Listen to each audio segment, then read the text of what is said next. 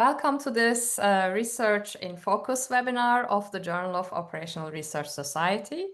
I'm your host, Professor Dr. Emel Aktas, Professor of Supply Chain Analytics at Cranfield University. And it's my great pleasure to introduce today's research paper, which has recently been published in the Journal of the Operational Research Society.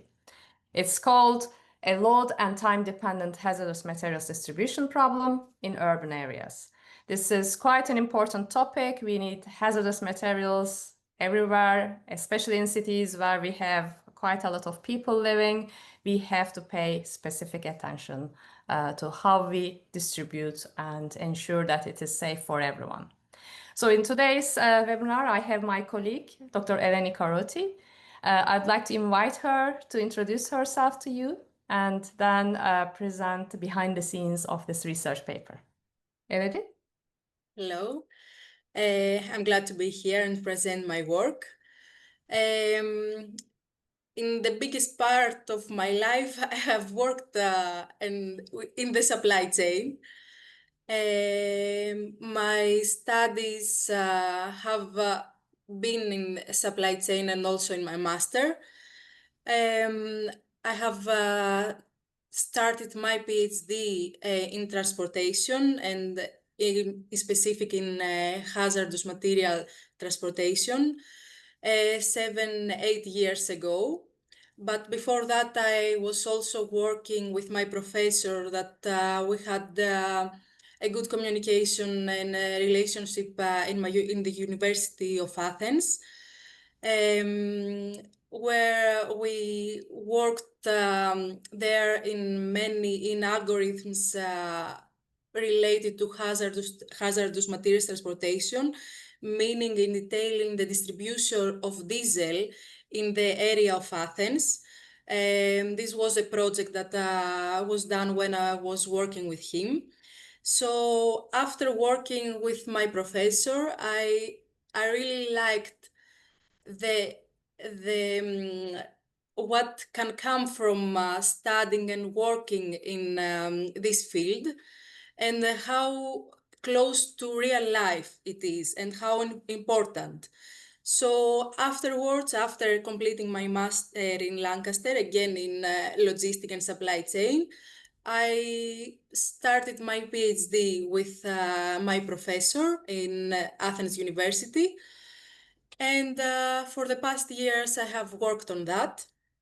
I have two parts of my research. The second part is the one that I will present today.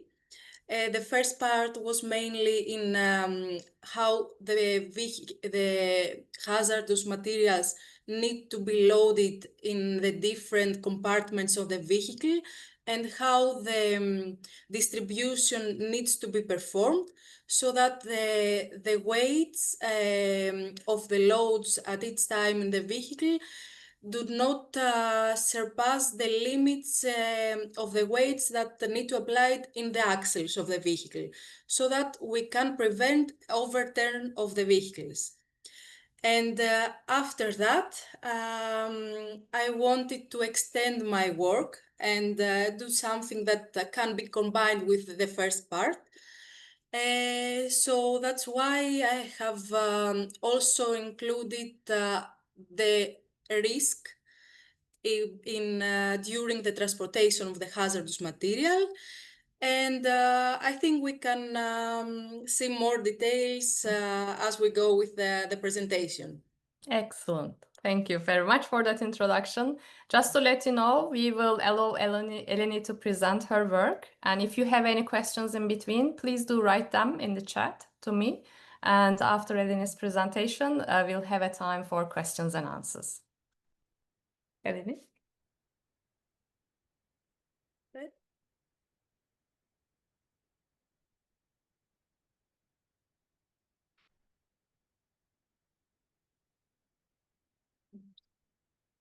I guess it's not. Do you see the picture? We Correct? see your PowerPoint, but not in in presentation mode yet.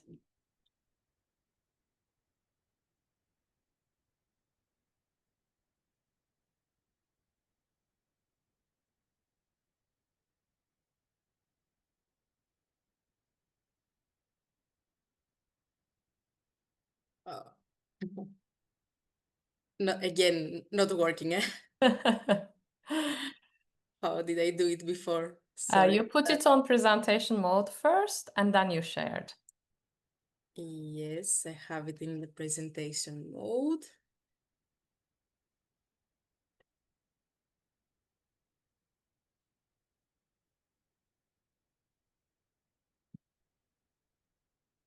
Here it is. Sorry.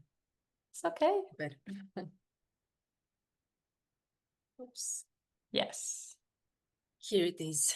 Well done. So let's start first with the motivation of work. So, as I said at the beginning, the motivation and the most important in hazardous materials transportation is to ensure public safety during the transportation, meaning that we need to avoid any potential incident happening. For this reason, what we need to do is to optimize the route and with our strategies, our transportation strategies, reduce the potential impact that an incident can have in the populated areas and in general because we can have many other impacts in the environment as well. Let's see what we mean as the impact of a hazardous materials incident. First of all, the most important thing, we can have human casualties or in or further potential health issues. For example, for an explosion of a truck carrying diesel. We can have many people dying in the area of the incident or develop some burns in their some extended burns. We can have also environmental damages. We can have big economic impact, for example, for the cleanup or after from what has happened to the infrastructure where the incident has happened, and which what I said in the infrastructure damage. And finally, we can have also societal and psychological impact to the people involved in this incident. Now, a real life example. In 2018 in Bologna, a truck carrying hazardous materials, in specific LPG, collided with another vehicle, which led to an explosion where people died and also big damages have occurred in the area around the incident. Let's see now what are the hazardous material types based on ADR, which is the European Agreement concerning the international carriage of dangerous goods by road. Some of the types that are mainly used for the daily distribution, like what, for example, we can have daily many trucks carrying those types in populated areas, are the gases, the flammable liquids like petrol, the oxidizing substances, and the corrosive substances. However, we can also have other types like explosive or the radioactive materials that are not that often carried within urban areas, however, are similarly very dangerous. Some of the objectives of, in general, of the transportation carrying hazardous materials is, first of all, finding the optimal paths. And secondly, the minimization of risks to public health. However, it's very important to understand and consider in the research all the impact that an incident can have, the legal restriction for carrying and carrying those hazardous materials within specific areas. For example, it might be illegal to have a truck passing by a specific location like a school, for example, and also we need to take into consideration potential other options like to have a route where an emergency vehicle can come easily to the location of a potential incident. Based on all of that, we can understand that the problem is a very dynamic problem and it can have many variables and a big impact to public safety and to the environment. Now to deep dive a little bit in the hazard to hazmat distribution problem that is presented in the paper. In the model provided, the transportation risk is considers three factors. First, the population exposure at each part of the route that the vehicles cross. So we have different assuming different population density throughout the path. We take into consideration the hazardous material type carried by the vehicle and also its weight at each moment, because we assume that the vehicle passes through specific predetermined customers to deliver specific quantities as per the customer request. For example, the petrol distribution. And also we take into consideration the travel speed. Now, when we say the travel speed, it is dependent on the scheduling of the loading activities of the trucks at the depot, meaning that we have the depot where all the trucks that need to carry the requested volumes from the customers need to be filled before starting their route. So we have specific slots that the trucks can be assigned to, and for a truck to be filled, it requires specific time. For example, if a truck needs to be loaded with 30 tons of petrol, it might require 1 hour to be filled. Whereas if a smaller truck of a 10 ton capacity needs to be filled, it might require 30 minutes. So the scheduling and the position of its truck at the depot afterward affects the time that the trucks start from the depot. And this affects also what time each truck will pass by a specific location.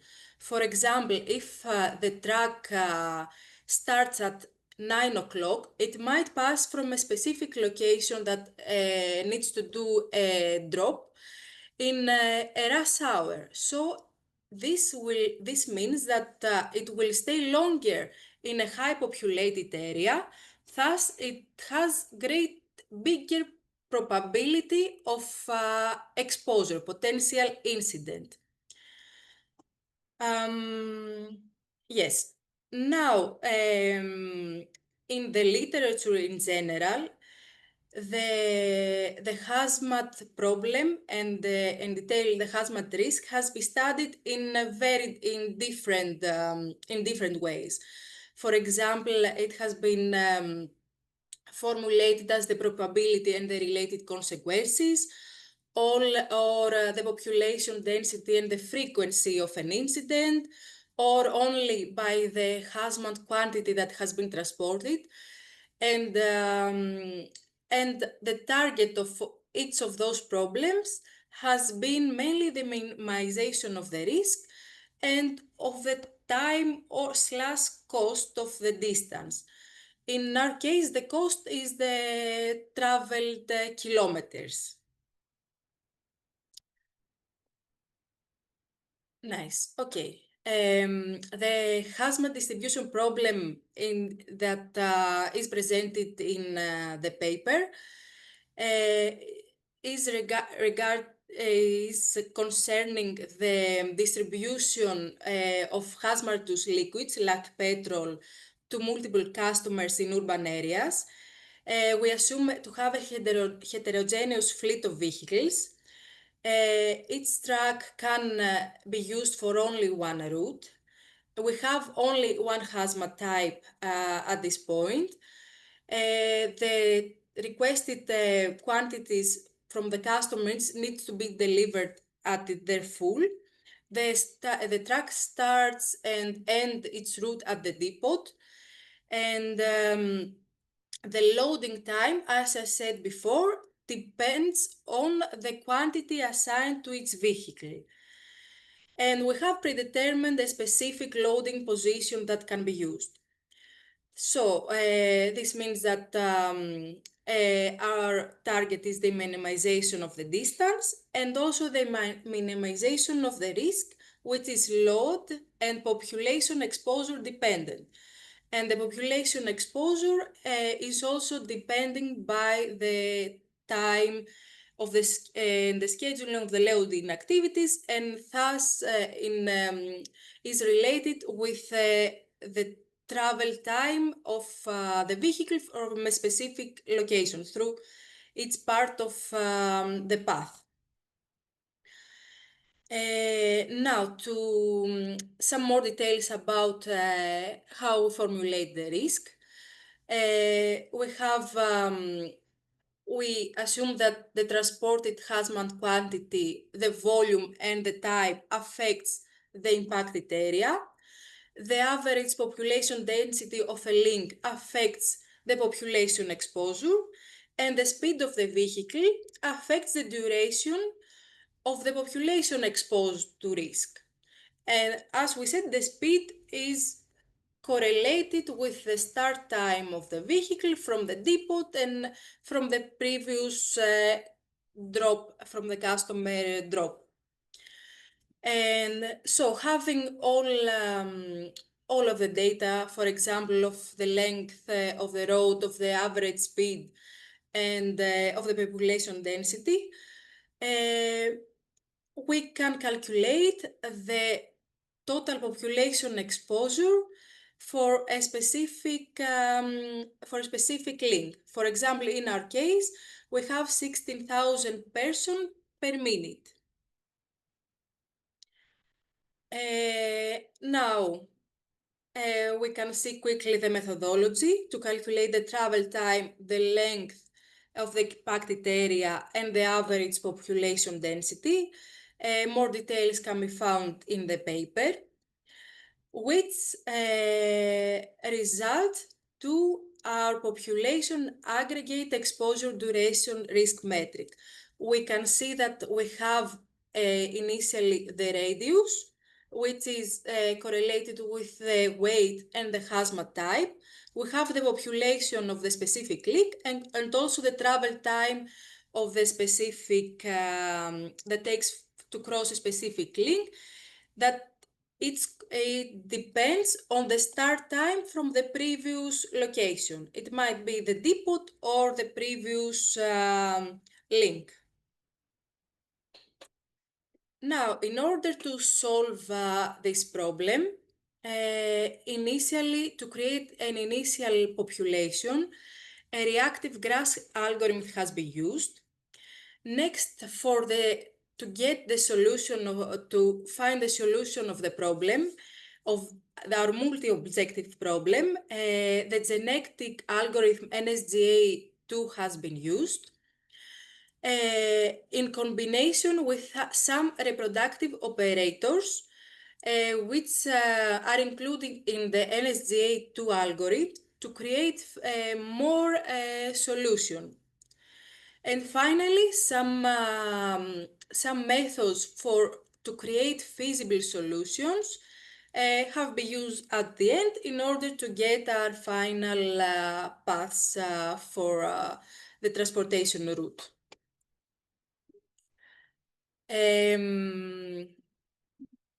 Okay, so we see here, initially we see our reactive grasp algorithms, which is mainly used for generating the initial population.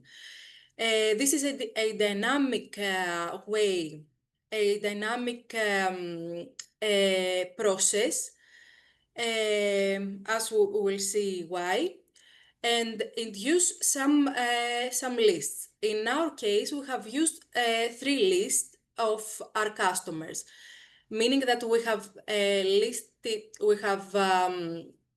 ranked the customers in 3 lists based on 3 different criteria. First is the demand, second the population density, and third the distance. When we say distance, we mean the distance from the previous selected location, which is at the beginning the depot, and in the next iteration the last inserted customer. Having all those lists, we create some priority weights, and the candidate list is created. Based on that, and with the probability of selection, we select a customer that is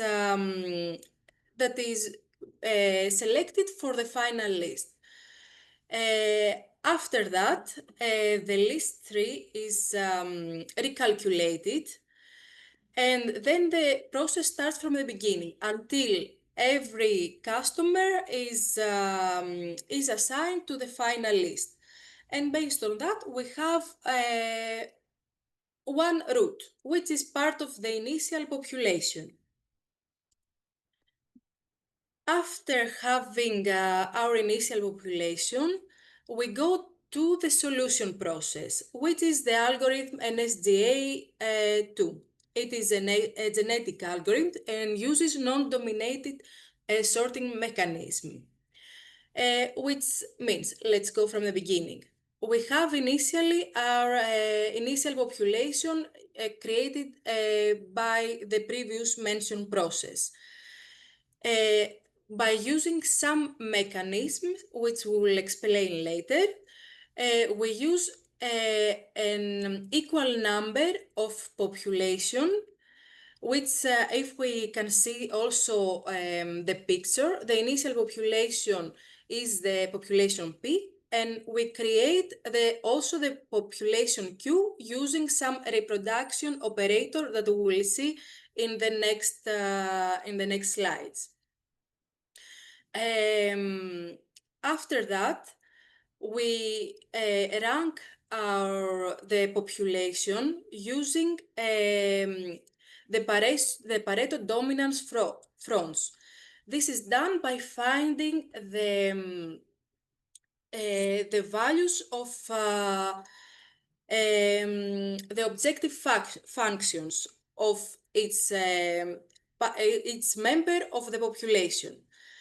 So, by having the Pareto dominance fold in the second, as we see in the picture in the second column, we select the first Pareto fronts, the solution in the first Pareto fronts, and they are immediately go to the final solution. After that, because we want the final solution to be equal to the initial population, we take the PF3, as we see in the picture, and we use the crowding distance in their solutions, which we will see in the next slide. And based on the crowding distance, we find the solution that have the best crowding distance, and we insert them as well in the final population. This process is iterated until we have the needed number of solutions. Now, when we say crowded distance of a specific solution, let's say I, we mean we first calculate the objective values for each one of the functions, for example, the risk and the distance. and we take the difference between the solution that is before and the one that is after, and we get the normalized value to calculate the crowding distance.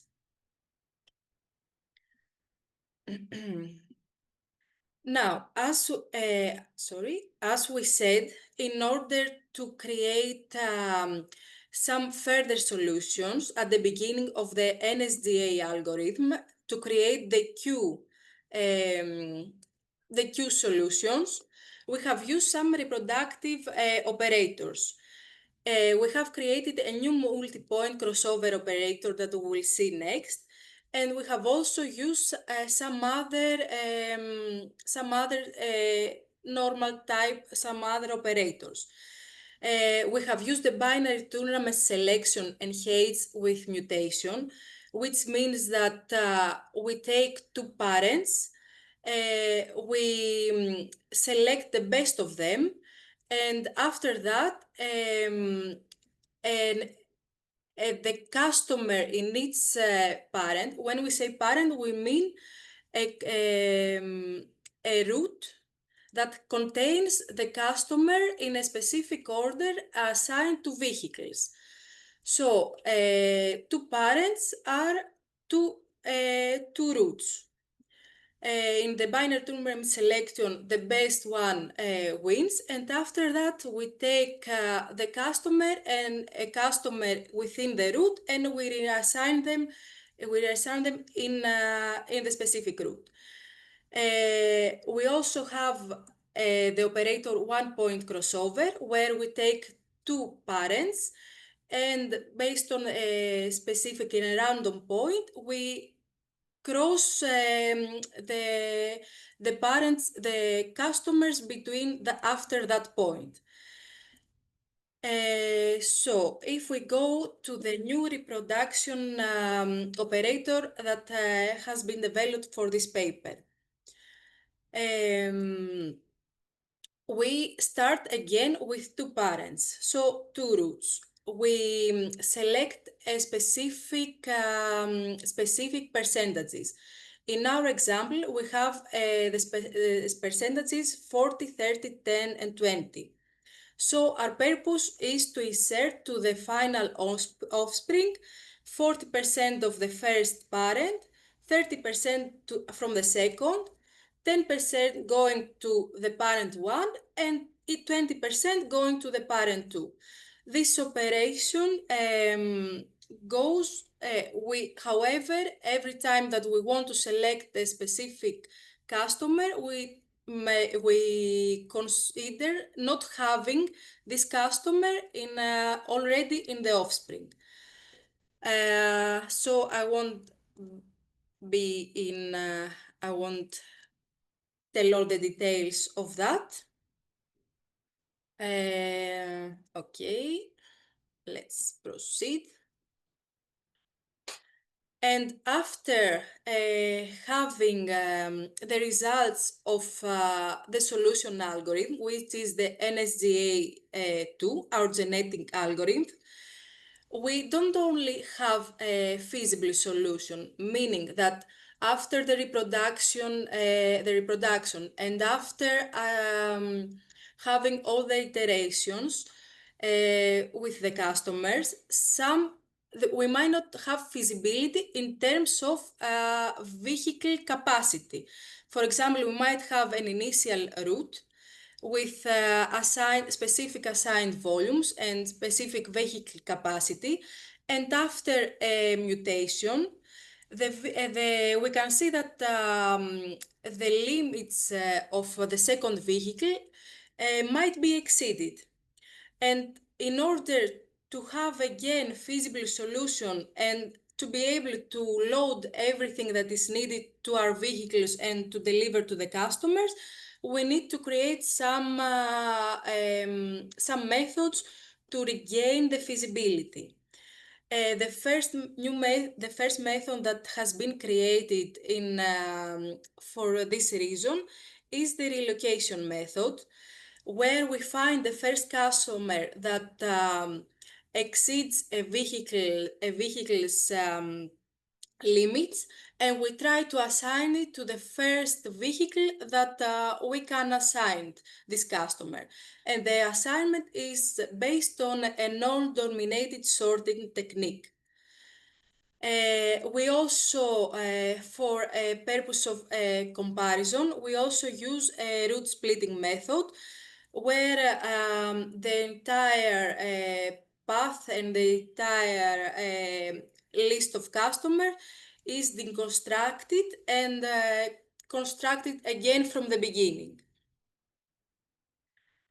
In order now to test the results of our problem, based on the operators and the reproductive operators that have been used and of the feasibility methods that have been developed and used, we have created three configurations.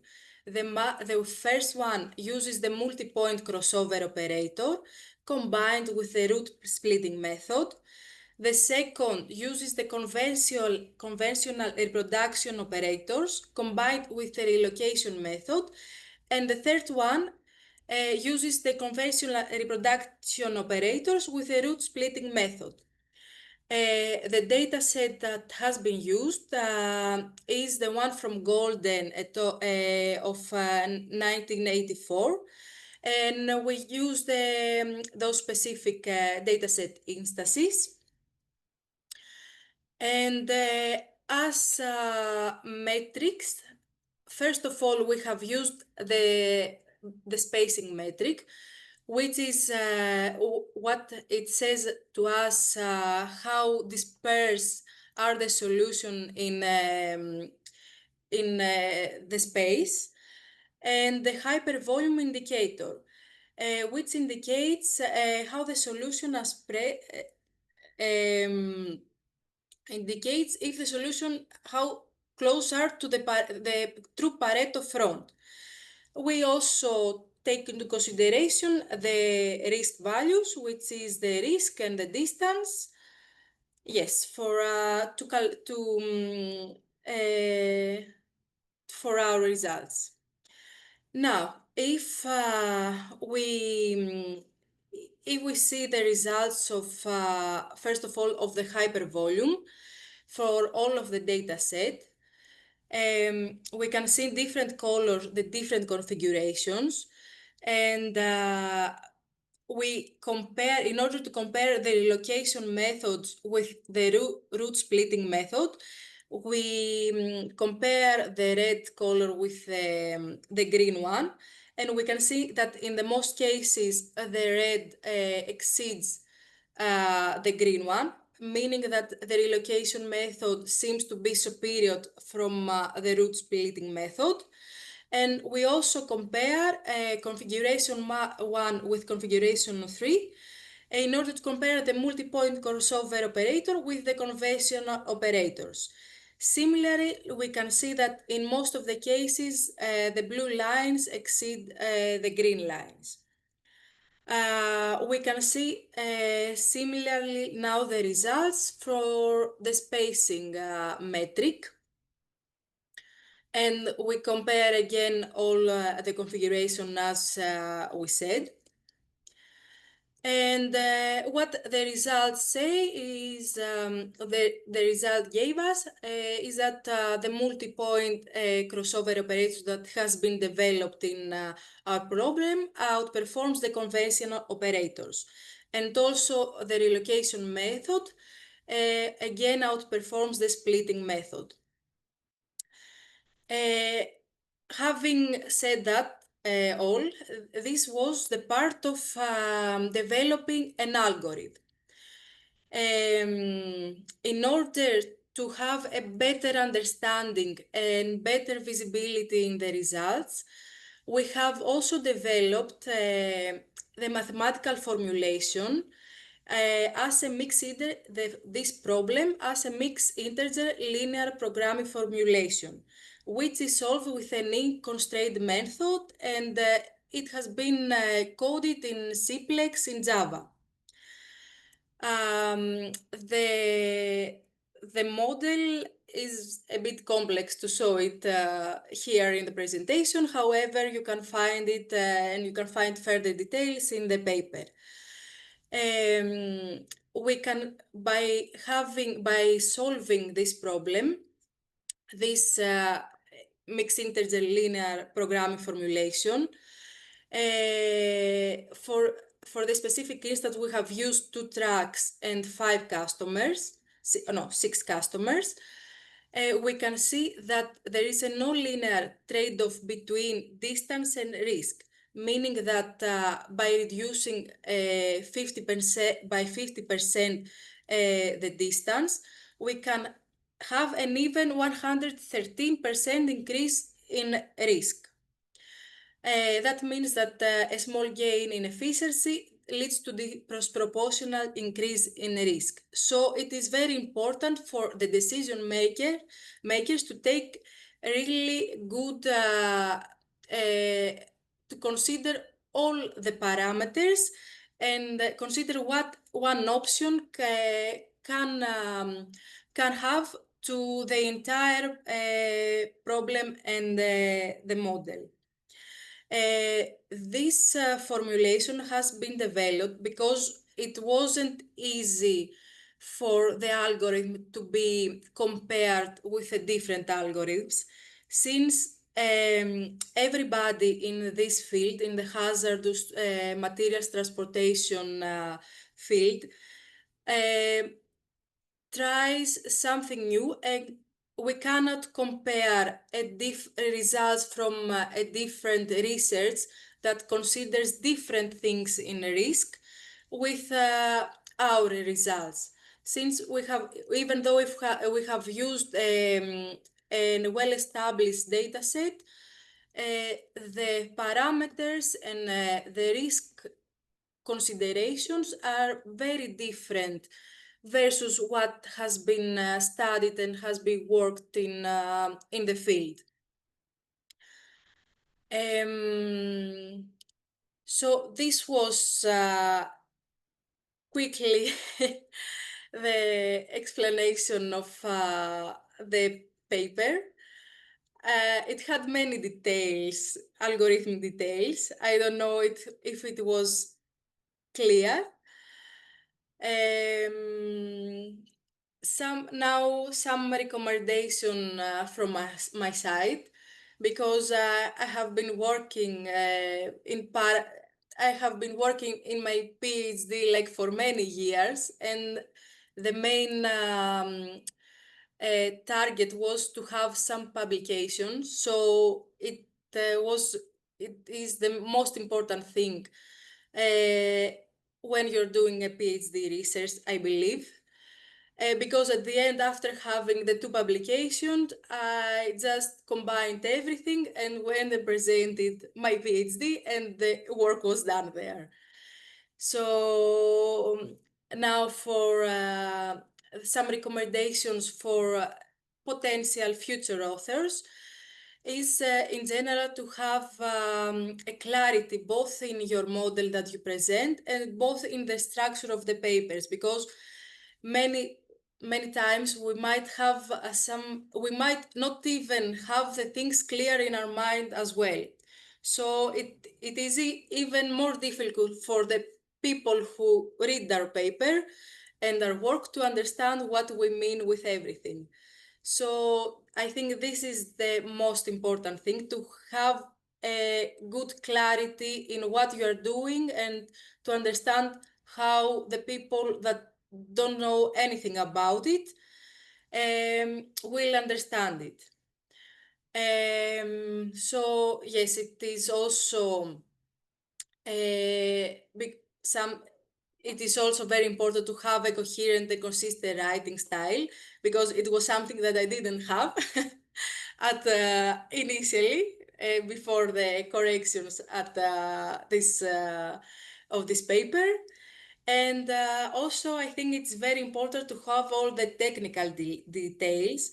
For example, to have in detail all the assumptions that you have taken, to be clear with the metrics and how those metrics have been used and why you use the specific metrics, to include, if possible, a real life example. And if not possible, as you saw at the end of the slide, to maybe include something like a trade-off, like to make it easy to understand what is the important and what is the new that your research gives to the specific field. And yes, that that was it from my side. I think it was a bit quick. Okay, all right. Thank you. Thank you, Eleni. Very, very insightful and amazing work. Well done. So now it's time for questions and comments. If you have a question, you can raise your hand or you can write it in the chat or a comment likewise. And in the meantime, while you are thinking about your questions, I'd like to ask about the non-dominated sorted genetic algorithm. Eleni, somewhere in your presentation, you referred that you used Java for the mixed integer linear programming Yeah. epsilon constraint method.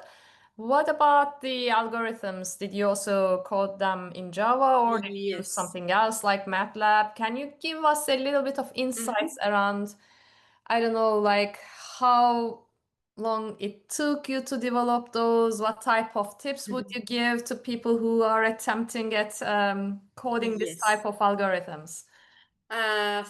For the algorithm, I used as well Java. It took a really long time, I believe. I have started using Java because my professor was doing some other work again in Java. So the initial data sets and the initial work that was done in my previous paper was coded in Java. That's why I continued it like that. However, I don't think it was the best option Mhm. because Java is a really complex language. And I think with other different options, things can be even quicker and easier. Mhm. Yes, and since this problem, like the main issues that I have, and I was going back and losing a lot of time, was that I was creating something, and by the time I was going to another part of the work, like working on the reproduction operators, I was forgetting what I was doing in like in the main NASGA and NSGA algorithm.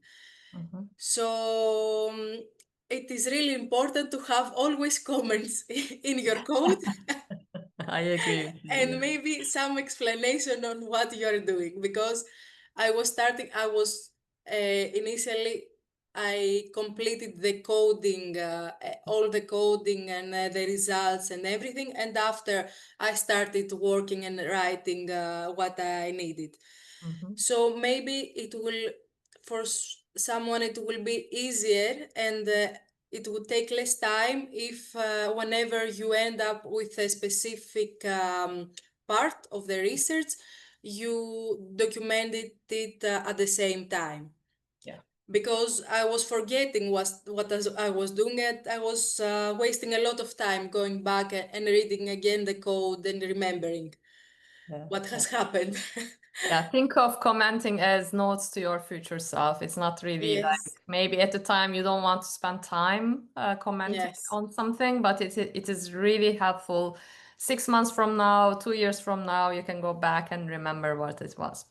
We have a question Mhm. from Professor Richard Eglese. So he's asking about the model. Does your model include customer service time windows? And if not, would it be easy to modify the model to include customer service time windows?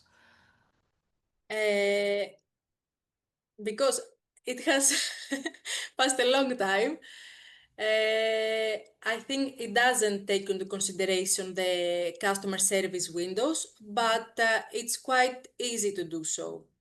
Okay.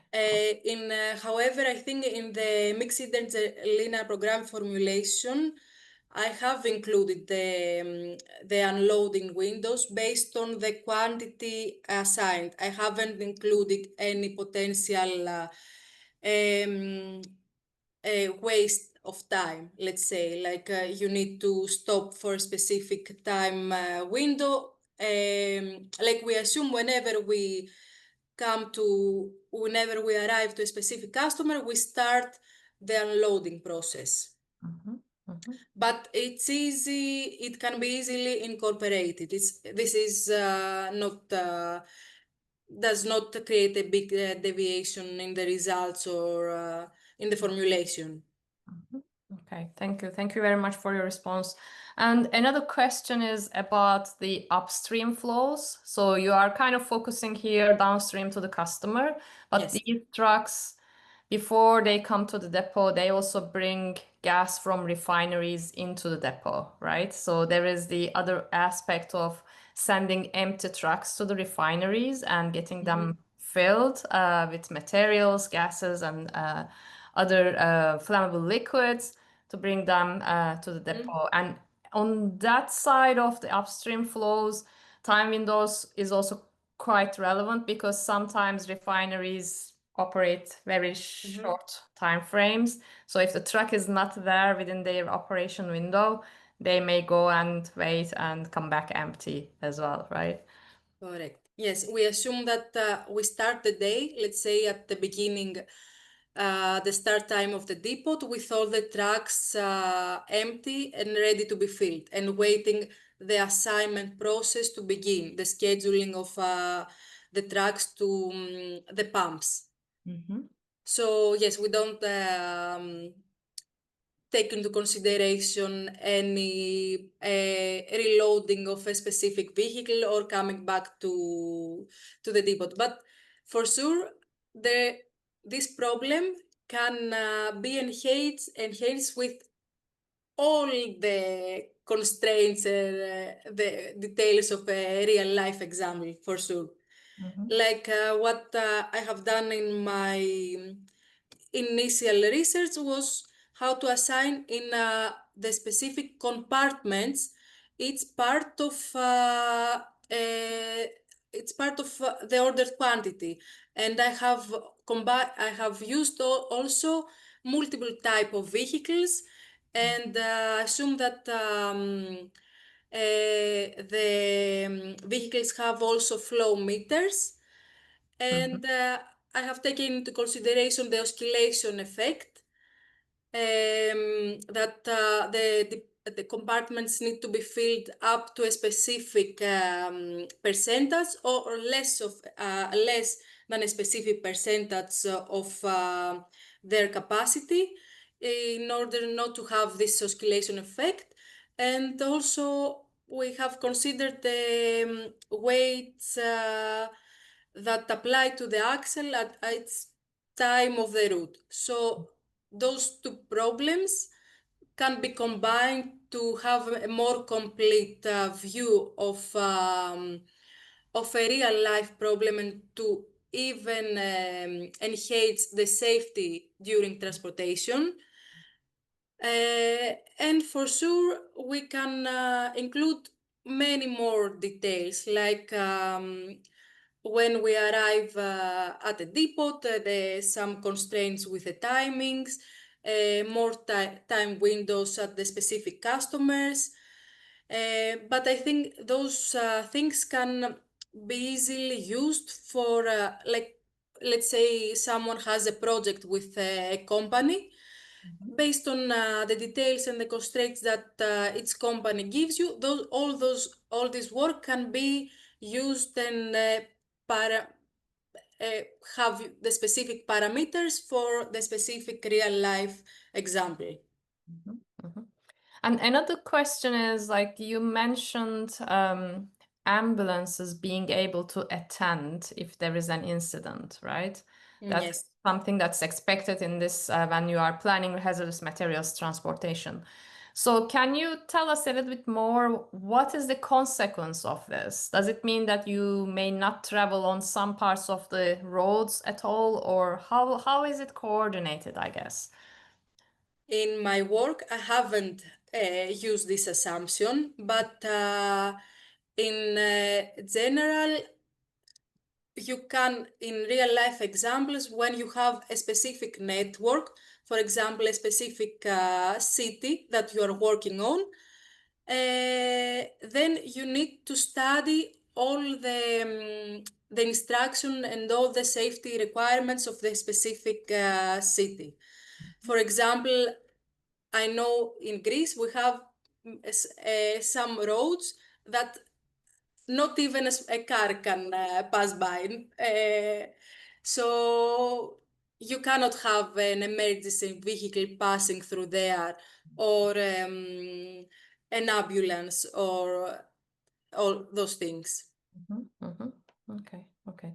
Well, you said that this is part of your PhD research together with another paper. So maybe like this is a question we tend to ask when people present their PhD research. Like, now that you have completed it, what would you like to have known at the beginning when you started your research that would have helped you throughout the journey?